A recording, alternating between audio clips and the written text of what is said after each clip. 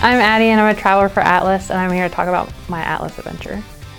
Dee texted me and she was like, hey, have you heard about this Atlas adventure? I said, no, you can go do whatever you want. And I said, well, give me an example of like what other people have done. And so she sent me a huge list.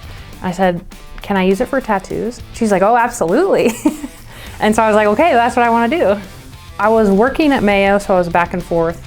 But my tattoo person, what she's like, she goes between kind of back home where I live, and she also works in Minneapolis. So my first session was in my hometown, and then I happened to be in Rochester working. I had a day off, and I said, let's do the second session in Minneapolis. So I drove to Minneapolis and had my second session, and then finished it out with my third session back home. I always wanted a sleeve, and I had just never really like pulled the trigger on starting it. And when she said like, hey, like you can use it for a tattoo, I was like, absolutely, yeah, let's do it. Let's get it started.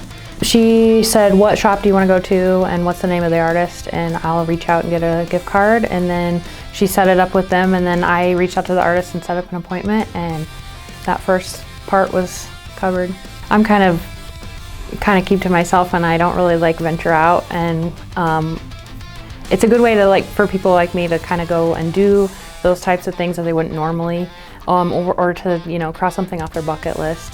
If you're not sure what to pick for your Atlas adventure, you can talk to your recruiter. Like mine sent me a list, and I picked from one of those. So they can definitely give you some ideas on where to get started, and you can go from there.